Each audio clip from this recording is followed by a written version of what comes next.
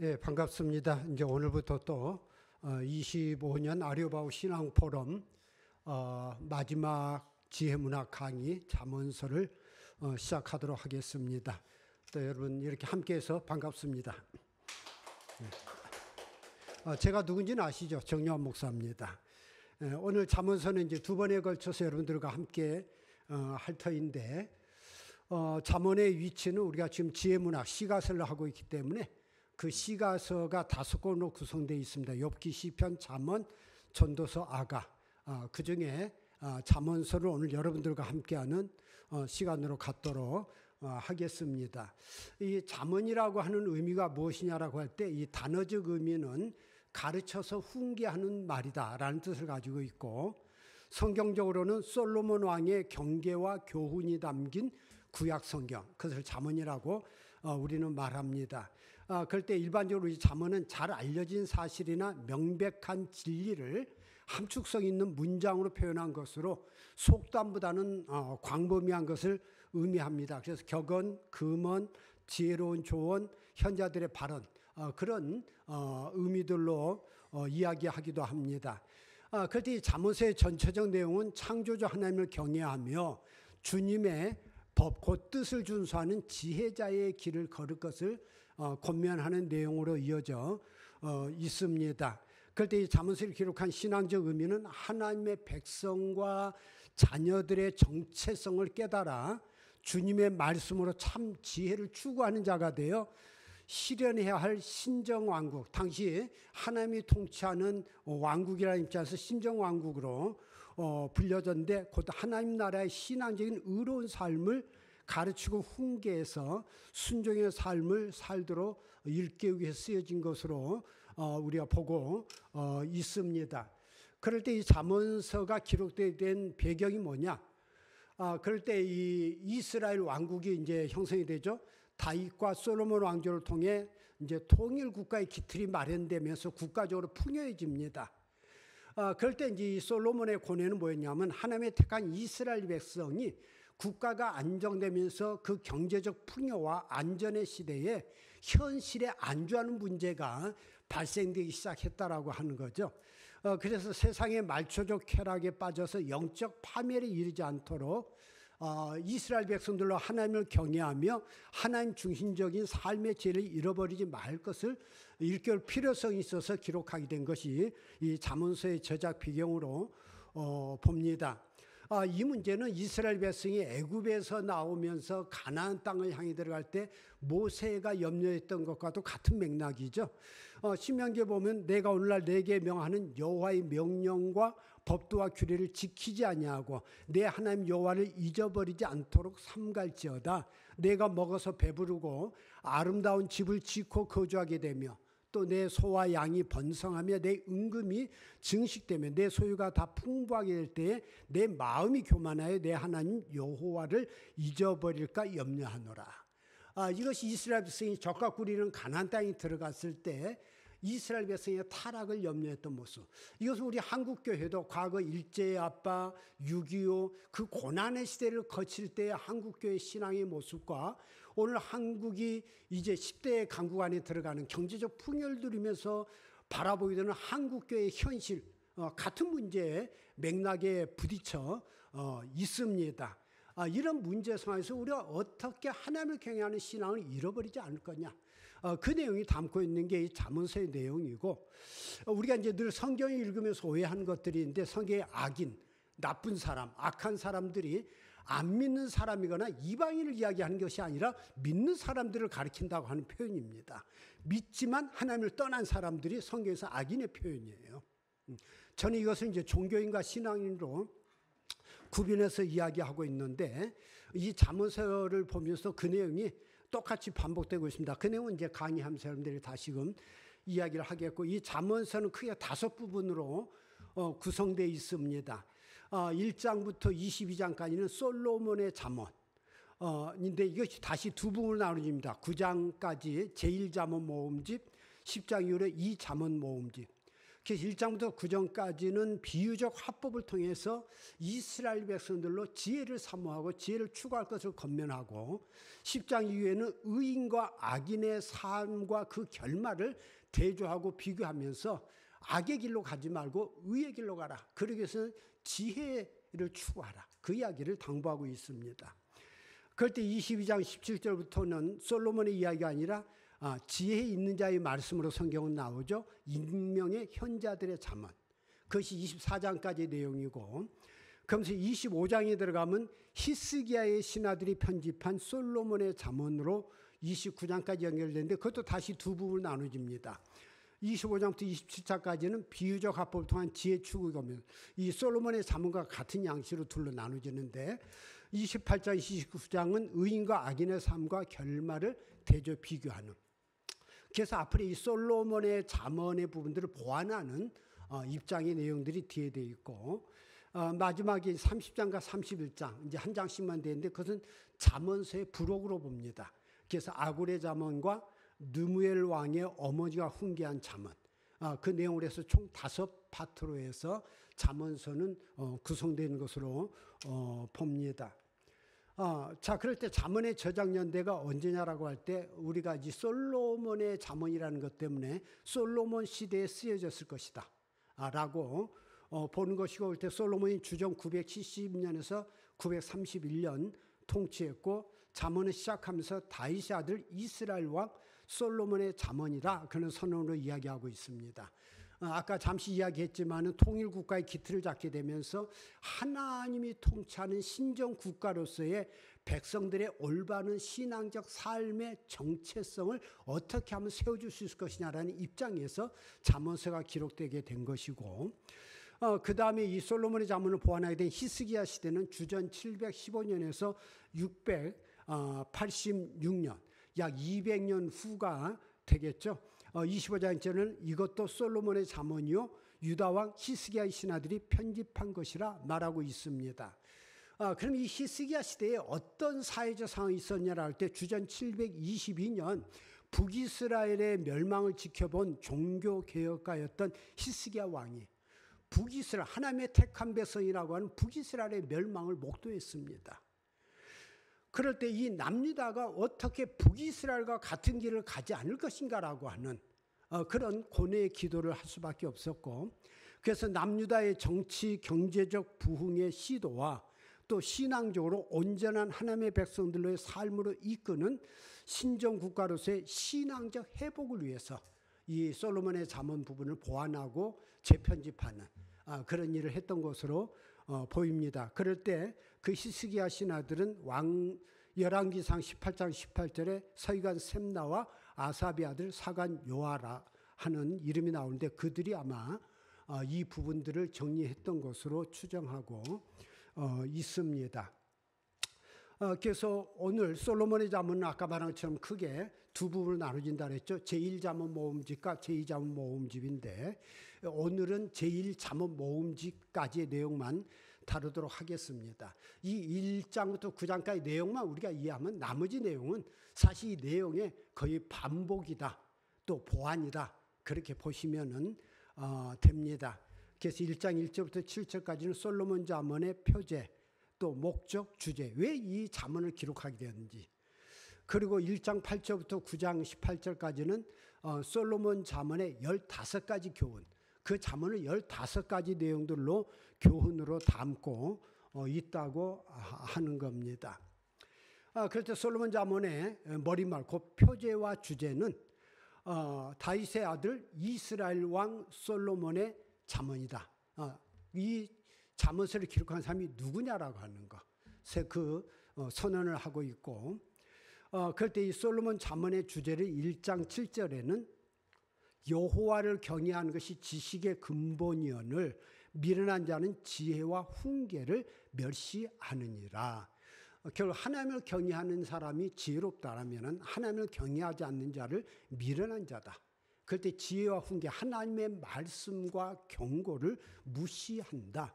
이 미련한 자는 안 믿는 사람이 아닙니다. 믿는 사람입니다. 결국 이 지식이라고 하는 것은 우리가 얼마나 이론적으로 많이 아느냐 그 이야기를 하는 것이 아니고 결국 이 잠언의 내용을 이론적으로 알아라 그 이야기를 하고 있는 것이 아니라 어떤 우리가 체험을 통해서 하나님을 아는 것, 하나님을 알아가는 것, 또 우리의 신앙의 목적 그런 것들을 분별하는 지식을 말하고 있습니다. 얼마나 많이 아느냐가 중요한 게 아니죠. 결국 그의 인격 속에 신앙적인 인격을 가지고 모든 사물을 통찰할 수 있는 능력. 그것이 성경이 말하는 지식입니다. 그래서 1장 7절은 우리의 체험적 지식을 통해서 하나님 앞에 나아가는 것이고 우리의 방향성을 교정하라. 하나님의 말씀은 지혜와 훈계를 통해서 끊임없이 우리의 삶의 방향성을 교정할 필요가 있다. 그걸 거부하는 자를 미련한 자다. 그래서 이 잠언에서 경계해야 될 두 종류의 사람을 어리석은 자와 미련한 자다. 계속 반복해서 이야기하고 있습니다. 그래서 1장 7절에 그렇게 시작하면서 이 마지막 결론을 다시 어떻게 마무리하냐면 9장 10절에 여호와를 경외하는 것이 지혜의 근본이요 거룩하신 자를 아는 것이 명철이다라는 선언으로 마무리하고 있습니다. 사실 이 명철이다. 그것은 지혜의 또 다른 표현이에요. 지혜라는 말에 여러 다양한 표현들을 지혜, 명철, 신중, 슬기, 지식 다 이야기하고 있는데 사실은 같은 의미지만 그 뉘앙스의 약간의 차이를 우리가 구별할 필요가 있죠. 그래서 우리가 특별히 지혜라고 하는 것은 모든 것을 볼 줄 아는 통찰력, 전체를 볼 줄 아는 능력.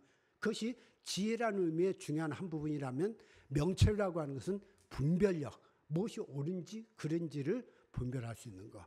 그런 의미로 여러분들이 이 강의를 대하시면 되겠습니다. 그럴 때 이 솔로몬 잠언을 기록한 목적이 뭐냐? 그것이 1장 2절부터 6절까지에서 다루고 있습니다. 먼저는 이는 지혜와 훈계를 알게 하며 명철의 말씀을 깨닫게 하며 우리로 알게 하고 깨닫게 한다. 결국 하나님께 이르는 바른 길과 그릇된 길에 대한 통찰력과 분별력을 갖게 하기 위한 것이다. 그렇게 말하고 있습니다. 이 지혜라고 하는 것은 이제 여러 단어가 있지만 대표적으로는 호크마, 신앙적 의미로는 위로부터 난 지혜, 하나님께로부터 주어진 지혜라는 의미로 있고 결국 하나님께 대한 경건에서 출발하는 신앙적, 실천적 특성이 함유된 거룩한 통찰력을 가리키는 표현입니다. 그럴 때 훈계라고 하는 것은 도덕적 훈련, 지속적 훈련이라는 의미로 지혜의 실천적 측면입니다. 그 지혜를 지식으로 아는 것이 아니라 이론적으로 아는 것이 아니라 내 삶으로 살아내는 것. 그것이 훈계라고 하는 것. 명철이라고 하는 것은 참과 거짓, 곧 선과 악을 분별하고 경계할 수 있는 도덕적인 분별력. 이게 다 지혜의 한 표현이긴 하지만 굳이 구별한다면은 전체를 보면서 무엇이 옳고 그른지를 분별할 수 있는 것. 우리가 이제 한 2년 전에 분별이라는 주제로 강의를 했었는데 크리스찬의 가장 중요한 자세는 분별력입니다. 분별력이 없으면 교회는 열심히 다니는데 예수는 열심히 믿는데 성경은 열심히 보는데 뭐가 옳고 그른지를 분별하지 못할 때 하나님을 대적하는 믿음의 길을 걸어갈 수 있다. 성경에서 사탄이라고 하는 것은 안 믿는 사람이 아니라 천사장을 가리키는 표현 아닙니까? 가장 하나님 가까이에 있었던 지도자. 그런데 그가 하나님을 가장 대적하는 자. 오늘 한국교회도 그런 양상을 지금 둘로 나눠지고 있습니다. 크리스찬들이 하나님을 대적하고 있는. 옳고 그른지 뭔지를 모르는. 성경이 우리에게 강조하고 있는 것을 거부하는 사람들. 그래서 종교인이라고 하는 게 뭐냐면은 우리 집단, 우리 지도자, 그것만을 맹종하는 게 종교인들이죠. 신앙인은 우리 집단과 지도자를 무시하는 것이 아니라 우리 공동체가 나가야 될 방향, 하나님께서 우리 공동체에 원하시는 게 무엇이냐라고 하는 거. 왜 하나님께서 우리에게 신앙을 가지고 살라고 말씀하시냐를 우선하는 사람들을 신앙인이라고 이야기하죠. 이 둘 사이를 구별할 줄 아는 것이 필요한데 잠언의 내용이 계속 이 내용의 반복입니다. 성경에서 말하는 알게 하면은 단지 이론적이고 지식적인 면이 아니라 경험적이고 체험적인 지식인데 하나님의 말씀을 밝히 깨달아 악을 버리고 주님의 백성과 자녀로서 의롭게 살도록 하는 올바른 성품과 인격을 형성하게 하는 것. 그것이 잠언서에서 말하는 우리에게 알게 하며 깨닫게 하며라고 하는 의미입니다. 그렇기 때문에 3절에는 지혜롭게 공의롭게 정의롭게 정직하게 행할 일에 대하여 훈계를 받게 하며, 우리 이 개역개정에서는 좀 혼돈스러운데 세번역에서는 이렇게 해석했습니다. 정의와 공평과 정직을 지혜롭게 실행하도록 훈계를 받게 하며, 중요한 것은 이 공의, 정의, 정직을 위해서 그대로 살아가는 것을 지혜롭게 행할 일이다, 그렇게 말하고 있는 겁니다.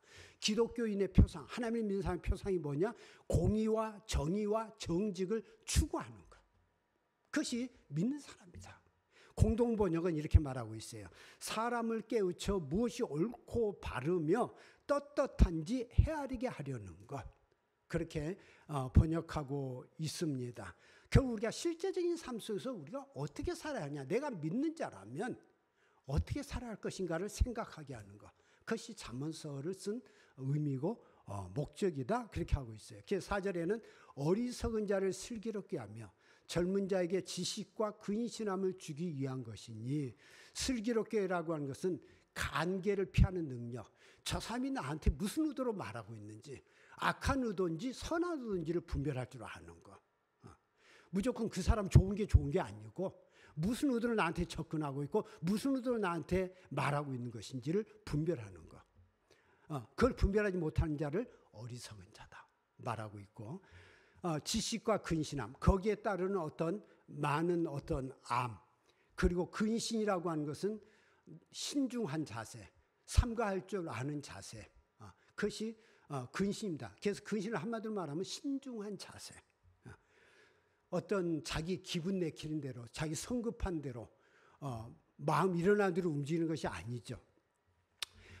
그래서 어리석은 자는 도덕적 방향 감각이 없어서 악으로 기울어질 수 있는 단순한 사람을 가리킨다, 그렇게 세번역은 말하고 있어요. 그래서 좀 요즘 말하면 속된 표현으로 단순 무식한 사람. 예수는 믿고 착한 것처럼 보이는데 단순 무식하다. 착한 것처럼 보이는데 착한 게 아니라 악한 거다. 요즘 그러죠. 착한 사람이 착한 게 아니라 차라리 악한 사람이 낫다는 거예요. 왜? 악한 사람은 사람들이 경계하지만 착한 사람은 경계하지 않기 때문에 더 무섭다는 거예요. 착한 척 하는데 믿음이 없는 사람. 그것 때문에 사람들이 속아 넘어간다는 거죠. 믿음이 있는 것처럼. 그것이 더 무섭다는 거예요. 5절에 지혜 있는 자는 듣고 학식이 더할 것이요 명철한 자는 지략을 얻을 것이라. 이 이야기는 문제를 명석하게 포착하고 분석과 평가로 해결 대책을 제시할 수 있는 것, 남을 이끌 힘을 가진 사람, 그걸 지략이라고 말하고 있습니다. 그럴 때 잠언과 비유와 지혜 있는 자의 말과 그 오묘한 말을 깨달으리라. 결국 우리가 성경을 읽으면서 그 안에 들어있는 심오한 깊은 뜻, 그 이면에 있는 숨은 뜻을 발견하는 지혜를 얻게 할 것이다. 이것이 우리가 잠언서를 읽어야 되고 잠언서를 묵상해야 되고 잠언을 가까이 해야 되는 이유다라고 밝히고 있습니다. 그런데 이 솔로몬 잠언에 1잠언 모음 중에 15가지 교훈이 들어있습니다. 그러면서 이 잠언서를 시작하면서 가장 먼저 경계하는 첫째가 뭐냐? 악인의 유혹을 피하는 지혜를 이야기하고 있습니다. 3장 7절에 스스로 지혜롭게 여기지 말지어다 여호와를 경외하며 악을 떠날지어다. 첫 당부가 뭐냐면 악을 떠나라, 악을 떠나라예요. 잠언서 지혜의 첫 조건은 악을 멀리하라. 그 악을 멀리하기 위해서는 악이 뭔지를 알아야 되는 거죠. 왜 첫째가 악한 자를 피하는 것이냐? 결국 이 지혜로 초청하기 위해서는 악이 뭔지를 알아야 우리가 지혜를 추구하게 되고 지혜를 따라가고 지혜와 함께하는 삶을 살기 때문입니다. 그렇기 때문에 악한 자의 유혹에 대한 분별력, 피하는 결단력을 가지는 것이 지혜라는 교훈입니다. 잠언서를 읽으면 누가 악한 자냐, 무엇이 악한 것이냐는 이야기를 계속 반복하고 있습니다. 가장 큰 문제는 자신이 대단한 사람처럼 내 생각과 내 말만이 옳은 것처럼 떠들지 마라, 생각하지 마라. 그럼 미련한 자다, 어리석은 자다, 그렇게 말하고 있어요. 바로 그것이 악이다. 그렇기 때문에 1장 10절에 내 아들아 악한 자가 너를 깰지라도 따르지 말라. 남의 미혹, 유혹에 넘어가지 마라. 그러면서 왜 우리가 거기에 넘어가느냐?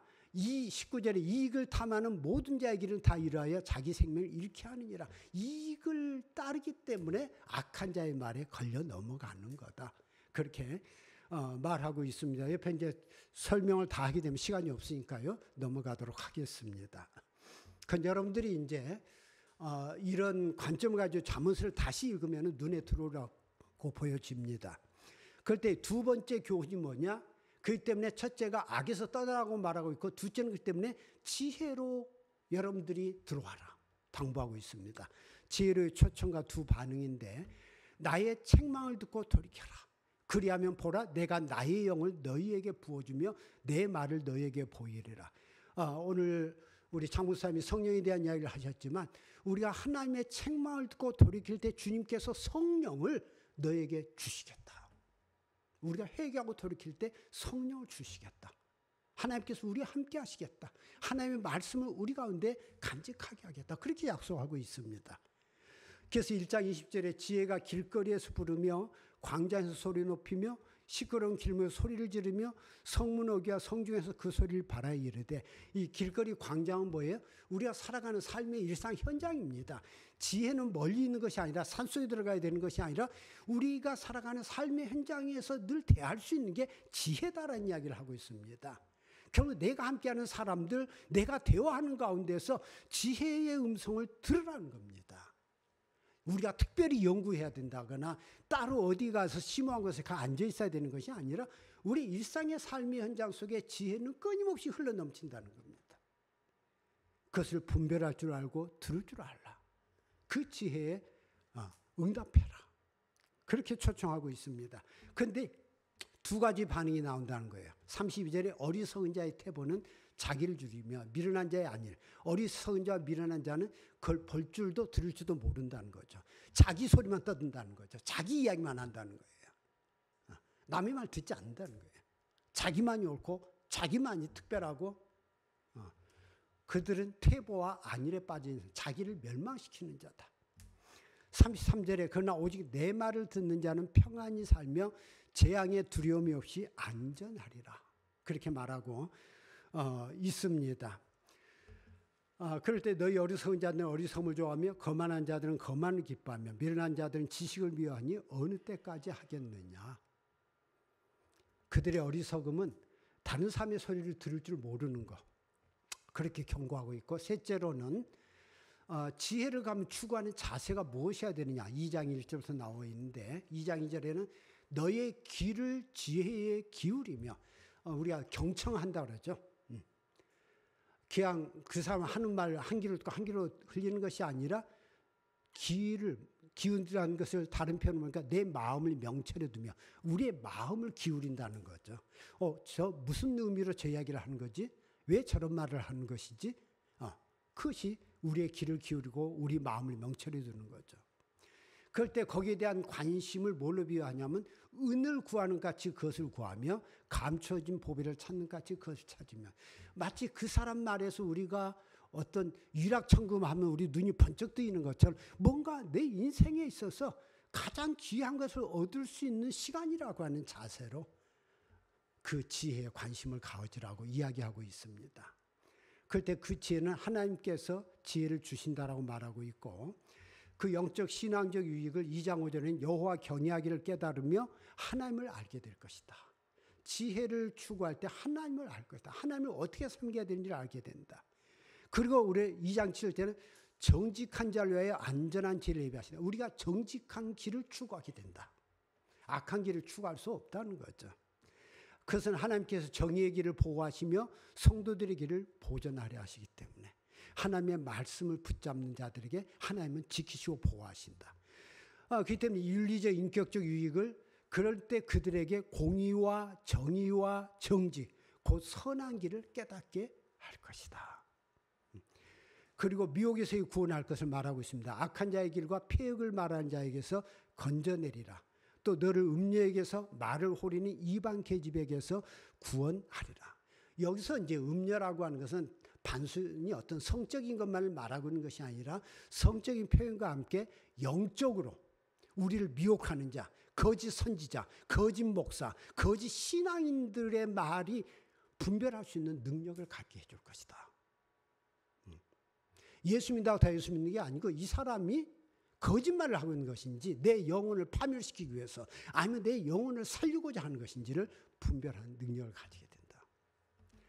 그렇기 때문에 우리가 지혜를 그렇게 간절히 추구할 때 지혜가 너를 선한 자의 길로 향하게 하며 의인의 길을 지키게 할 것이다. 그렇게 말씀하고 있습니다. 그럴 때 네 번째로는 지혜를 추구하는 실천적인 방법과 유익을 3장에서 말하고 있습니다. 그럴 때 하나님의 말씀을 중요시할 것, 신앙적 참된 인간관계로 일상의 삶을 살아낼 것, 자신의 경험과 지식보다 하나님의 약속을 신뢰할 것, 자기 신념을 고집하는 교만한 악을 떠나는 결단을 할 것, 자기 물질을 고집하는 탐욕의 악에서 청지기적 헌신과 감사, 자기 주머니를 열 것, 그렇게 당부하고 있습니다. 다섯 번째로는 3장 19절 이하에 지혜의 가치와 행복한 생명을 이야기하고 있습니다. 하나님을 경외하는 최상의 가치가 뭐냐? 지혜를 얻을 때 은을 얻는 것보다 낫고 그 이익이 정금보다 낫다. 우리가 얼마나 많이 부자가 되느냐, 얼마나 일확천금을 가지보다 더 낫다. 그 어떤 것과도 비교할 수 없다. 그렇기 때문에 3장 18절에 지혜는 그 얻은 자에게 생명나무다. 놀라운 말을 하고 있습니다. 생명나무다. 에덴 동산에서 못 들어가게 막혔던 그 생명나무, 그것을 소유하게 될 것이다. 여섯 번째로는 3장 27절 35절에 지혜자의 대인관계. 결국 지혜자는 그렇기 때문에 다른 사람과 어떤 관계를 맺을 것이냐. 이웃 사랑하는, 선을 베풀 줄 아는 사람이 된다는 겁니다. 지혜로운 사람은 자기 주머니를 닫고 다른 사람을 배타적으로 대하고 다른 사람을 정죄하고 다른 사람을 혐오하고 다른 사람을 증오하고 그건 크리스찬 아니라는 거죠. 그 안에 예수의 영이 없다는 거죠. 지혜가 없다는 거죠. 지혜가 있는 사람은 그렇게 살지 않는다는 겁니다. 믿음 있는 사람은 그렇게 살지 않는다는 겁니다. 그런 사람이 있다면 그는 믿음이 없다라고 보라는 거예요. 신앙이 없다. 하나님이 없다. 그래서 내 손이 선한 베풀 힘이 있거든 마땅히 받을 자에게 베풀기를 아끼지 말며 그를 헤아리고 꾀하지 말며 까닭 없이 더불어 다투지 말며 포악한 자를 부러워하지 말며 그 어떤 행위도 따르지 말라. 악한 자 편에 서서 그 악한 자를 옹호한다면 믿음이 없는 사람이다. 어리석은 사람이다. 그 이야기를 하고 있습니다. 일곱 번째로는 마음에 담은 생명을 지키는 지혜. 결국 이제 악인의 길과 의인의 길을 분별할 줄 알라는 겁니다. 내 말을 내 마음에 두라, 내 명령을 지키라, 그리하면 살리라. 결국 주님의 말씀을 담을 때 저 사람이 하는 말이 과연 무엇을 위해서 하는 말인지 분별하게 될 거다. 그것이 너가 살 길이다. 저 사람이 목사기 때문에 따르는 것이 아니고 저 사람이 교회 오래 다니기 때문에 따르는 것이 아니고 자신이 뭐 대단한 척 말한다고 따르는 것이 아니라 과연 저 사람이 하나님 편에 있는 사람이냐 아니냐를, 그럴 때 내 생명, 내 인생, 내 신앙, 내 삶을 지킬 수 있다는 겁니다. 이 분별력을 잃어버리면은 자기가 끌려가고 있으면서도 끌려가고 있는지도 모르는 무능한 사람이 될 수밖에 없다는 경고를 오늘 솔로몬은 계속하고 있어요. 그래서 사악한 자의 길에 들어가지 말며 악인의 길로 다니지 말지어다. 이 악한 자들의 길은 어둠 같아서 걸려 넘어져도 그것이 무엇인지 깨닫지 못한다. 그렇게 경고하고 있습니다. 그렇기 때문에 모든 지킬 만한 것 중에 더욱 내 마음을 지키라. 생명의 근원이 이에서 남이니라 말씀하고 있습니다. 여덟 번째는 성적 타락의 위험과 행복한 가정을 지키는 지혜 이야기하고 있습니다. 음녀의 입술은 꿀을 떨어뜨리며 그의 입은 기름보다 미끄러우나 나중은 쑥같이 쓰고 두 날 가진 칼같이 날카로우며 그의 발은 사지 죽음의 경지로 내려가며 그의 걸음은 수월로 나아가니 지옥으로 떨어지게 할 것이다. 그 매끄러운 말에 속아 넘어가지 말라는 거죠. 그래서 내가 젊어서 취한 아내를 즐거워하라. 가정 잘 지켜. 그것이 지혜로운 사람이야. 라는 이야기를 하고 있습니다. 아홉 번째로는 경솔한 보증과 담보 금지. 사람들 함부로 믿지 말라는 거죠. 어떤 의협심 때문에 이 사람 내 책임져. 그런 보증이나 담보 함부로 쓰지 말라는 거죠. 그것이 자기 혼자의 문제로 끝나는 것이 아니라 그걸 통해서 그가 속한 공동체를 파멸에 몰아넣을 수 있다는 겁니다. 내가 속한 가정, 내가 속한 교회, 내가 속한 이 사회, 내가 속한 이 나라를 망하게 할 수 있다는 거죠. 함부로 악한 자 편에 서지 말라는 거죠. 나 혼자로 끝나는 게 아니라는 거예요. 나의 그것 때문에 이 사회를 혼란에 몰아넣고 우리 교회 공동체를 무너뜨려버리고 우리 가정을 파멸에 몰아넣게 된다. 함부로 보증하지 말라. 믿지 말라. 그 경고를 오늘 솔로몬은 하고 있습니다. 10번째는 게으름에 대한 경고입니다. 6장 6절에 근면하고 성실한 삶을 사는 지혜를 이야기하고 있고, 게으른 자여 개미에게 가서 그가 하는 것을 보고 지혜를 얻으라. 미물인 개미조차도 자기가 해야 될 일인지 해서는 안 될 일인지를 알고 행동한다는 거예요. 개미는 두령도 없고 감독자도 없고 통치자도 없으되 먹을 것을 여름 동안에 예비하며 추수 때에 양식을 먹느니라. 11번째는 불화를 조장하는 악인과 악행을 경계해야 합니다. 그의 마음에 폐역을 품며 항상 악을 꾀하여 다툼을 일으키는 자라. 항상 보면 그 사람만 가면은 문제가 나고 시끄러운 그런 사람 경계하라는 거죠. 다툼이 일어나는 거예요. 이 잠언서에 보면은 이 다툼에 대한 경계가 계속 나와요. 여호와께서 미워하시는 것, 그의 마음이 싫어하는 것, N7가지가 있는데, 이런 다툼을 일으킨 자의 특징이 뭐냐면 교만한 눈, 거짓된 혀, 무지한 자의 피를 흘리는 손, 악한 계획을 꾀하는 마음, 빨리 악으로 달려가는 발, 거짓을 말하는 망령된 증인, 형제사이를 이간하는 자. 입만 열면은 거짓말, 입만 열면 이간질, 입만 열면 혐오, 분노를 촉발하는 거. 그 사람들은 다툼을 일으킨다. 가까이 하지 마라. 멀리 하라. 그 당부를 계속하고 있습니다. 12번째는 음행으로 인한 파멸의 경계. 아까도 했지만 이 음행이라고 하는 게 성적 문제뿐만 아니라 우상숭배까지를 이야기하고 있는 겁니다. 음료로 말미암아 사람이 한 조각 떡만 남게 된다. 모든 거 다 털어먹는다는 거죠. 사람이 불을 품고서 어찌 그의 옷이 타지 않겠으며 사람이 숯불을 밟고서 어찌 그의 발이 되지 않겠느냐. 그 음료의 말에 넘어가는 순간 그 마음에는 그 사람 말만이 전부인 것처럼 행동한다는 거죠. 그럴 때 망하지 않을 재간이 없다는 거죠. 인생 다 날아간다는 거죠. 13절에 13번째도 음료에 대한 경계입니다. 죄악을 사랑하는 이들을 분별하는 지혜를 가질 것을 말하는 건데, 하나님을 사랑하느냐, 저 사람이 죄악을 사랑하는 사람이냐를 분별하라는 거죠. 그래서 그것을 내 계명을 지켜 살며 내 법을 내 눈동자같이 지켜라. 그러면서 너를 지켜서 음녀에게, 말로 호리는 이방 여인에게 빠지지 않게 하리라. 이 이방 여인은 민족적 개념이 아니에요. 하나님을 안 믿는 사람을 말하는 것이 아니라 죄악의 미혹자. 결국 믿는다고 하는데 교회 안에 같이 있는데 하는 행동과 말은 전혀 믿는 사람이 아닌 것. 그것을 이방 여인이다. 그렇게 말하고 있습니다. 같이 몸을 담고 있다 그래서 믿는 자라고, 믿는 자가 아니란 이야기예요. 그 사람이 하는 말, 하는 행동을 보고 분별해라. 같이 있지만 하나님의 자녀가 아니다. 그런데 많은 사람들이 넘어간다는 거예요. 어리석은 자 중에 젊은이 가운데 한 지혜 없는 자를 보았더라. 결국 이 지혜 없는 자가 되지 말라는 거죠. 그 당부를 계속, 그러니까 이게 지혜를 이야기하면서 통찰력과 분별력을 강조하는 이유가 거기에 있습니다. 14번째는 지혜로의 재초청입니다. 이 14번째, 15번째 결론이죠. 솔로몬 잠언의 결론이기 때문에 8장에 지혜가 부르지 아니하느냐, 명철이 소리를 높이지 아니하느냐.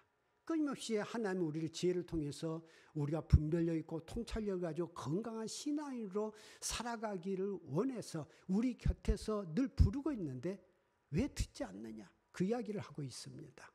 나를 사랑하는 자들이 나의 사랑을 입으며 나를 간절히 찾는 자가 나를 만날 것이다.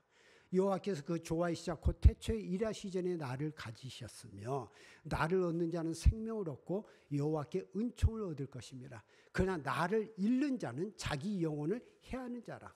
나를 미워하는 자는 사망을 사랑하느니라. 그렇습니다. 우리가 주님 앞에 우리가 이왕 신앙을 가지고 산다면 건강한 신앙인, 올바른 신앙으로 살아가야 되지 않겠어요? 내가 믿음을 가졌다고 하는데 다른 사람을 사망의 길로 인도하는, 다른 사람을 죽음과 파멸로 인도하는 신앙이라면 그건 참 안타까운 일이죠. 그렇게 살기 위해서 하나님께서 우리를 부르신 지혜에 귀를 기울이고 마음을 열라. 그렇게 당부하고 있고, 그래서 마지막 15번째는 우리의 결단을 요청합니다. 9장 1절에서 18절에 지혜와 어리석음 사이에서 우리는 어떤 선택을 할 것이냐 결단해라. 어리석음을 버리고 생명을 얻으라. 명철의 길을 행하라. 또 거만한 자를 책망하지 말라. 그가 너를 미워할까 두려우니라. 지혜 있는 자를 책망하라. 그가 너를 사랑하리라. 거만한 자는 백날 이야기도 안 듣는다는 거예요. 그래서 누가 그런 이야기를 했어요. 지혜로운 자는 미련한 자와 싸우지 않는 거다. 이제 우리가 누가 이야기했는데 그 사람이 하는 이야기가 그거 아닌데요 라고 이야기하는 사람들이 있어요. 늘 대화해보면 그거 아닌데, 그런 사람과 대화하지 말라는 겁니다. 그럴 때는 어떻게 끝내느냐? 맞아요. 당신 말이 맞아요. 그걸 끝내버리라는 거예요. 그 사람하고 그 말할 가치가 없다는 거예요. 더 이상 말할 필요가 없다는 거예요. 안타까울 필요도 없다는 거예요. 거리를 두고 떠나라. 그 사람은 그 안에 갇혀서 혼자 살아가야 될 사람이지, 그 사람 말에 귀담아 들을 필요도 없고 공부할 필요도 없다. 이 잠언서는 우리에게 엄밀하게 말하면 어리석은 자가 돌이킬 가능성은 거의 없다. 그렇게 경고하고 있습니다. 어리석은 자, 미련한 자는 거의 돌이킬 가능성, 그냥 버려둬라. 남의 말을 안 듣는 사람 말할 필요가 없다. 그냥 그렇게 살다 가게 놔둬라. 그 자기의 그 갇힌 저주 안에 살다 가게 놔둬라. 그럼에도 불구하고 우리가 그에게 권면하고 안타깝게 말하지만 기대는 하지 마라. 안타까운 신앙이죠. 교회 열심히 다니고 예배도 열심히 다니고 봉사도 열심히 하고 헌신도 열심히 하는데 구원의 가망성이 없다. 그래서 잠언서는 우리에게 마음을 열라. 귀를 열어라. 그 당부를 계속하고 있습니다. 나만이 옳다. 내가 아는 것이 전부다라는 생각 버려라. 그건 교만한 자고 하나님을 대적하는 자다는 경고를 계속하고 있습니다. 그래서 여호와를 경외하는 것이 지혜의 근본이요 거룩하신 자를 아는 것이 명철이다. 하나님을 경외한다면 나의 어떤 생각, 이념, 알고 있던 것, 경험 다 내려놓으라는 이야기예요. 다른 사람은 왜 그런 말을 하는지, 왜 나에게 그런 말을 하는지 좀 다시 한번 생각해 보라는 거죠. 그래서 내가 만일 지혜로우면 그 지혜가 내게 유익할 것이나 내가 만일 거만하면 너 홀로 해를 당하리라. 그렇게 경고한 것으로 끝납니다. 안 넘어가네?